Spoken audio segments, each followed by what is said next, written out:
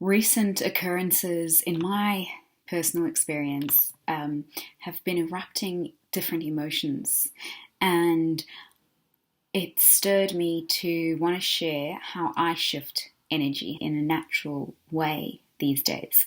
And I think it might be helpful for you too. Emotions are energy in motion. It's energy that's being disrupted and moved within your body to be experienced as emotions. So if you think of us as 42 billion molecular cells all vibrating at different times within this body, we can then maybe begin to understand that our emotions are just energy in motion. 3 tips for shifting emotional energy. First tip, sound. Sound vibration has the power of bringing all the energy molecules, all the what we call chakras in yogic philosophy, into balance. Music has been recognized as a powerful tool to change human consciousness and change the vibrations of our emotions or emotional bodies, wherever it's sitting. They've been doing research and studies into how different vibrations can actually change molecular cell structures. This is why Tibetan singing bowls and different drumming, healing sound therapies work. They change the vibrational energy, and it's the easiest way to shift those negative emotions. They've actually used scientific research to prove that sound at a high enough frequency can restructure cancer cells as well as structures of water crystals. 2 is movement. Now you know exercise helps endorphins be released, those happy hormones, but also in trauma therapy we encourage just shaking, shake, as that allows clogged or blocked energies to just transmute through the system. And when we do this with breath, movement and breath, we really consciously allow that energy to start coming into balance again, and you start feeling a lot better. When we move with conscious intention, we secrete endorphins, those happy hormones, and even oxytocin when we combine that with thoughts of love and forgiveness, which we'll get onto next.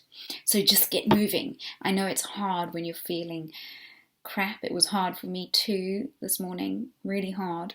But the minute I allowed and I surrendered and I shook it off, my emotions started changing. The energy within me started shifting. Trust. Third step or tip is to consciously observe our thoughts. So I've gone into this before, that our neocortex is the thinking mind, which then sends a message to our limbic brain, which is the emotional mind, which then sends a message to our reptilian brain, which gives us these physiological effects of negative emotion. On the flip side, you also get the physiological effects of positive emotion. So it goes through the same tracking.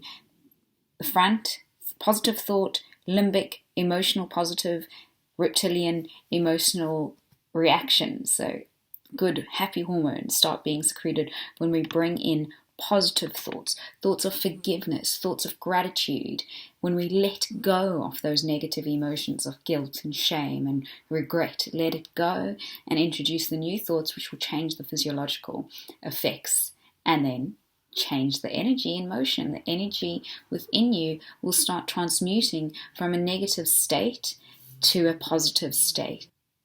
So the 3 tips to recap to help you manage your emotions and bring back balance into yourself for well-being include sound, breath and movement, and thought. While this may become easier as you mindfully put this practice into place, it's a good place to start when you start feeling that dip. becoming mindful of how to balance your emotions will also help you to not be reactive, to not allow those emotions to brew and become more negative and cascade and erupt into negative behaviors. I hope this helps, and please comment or let me know if you have any questions.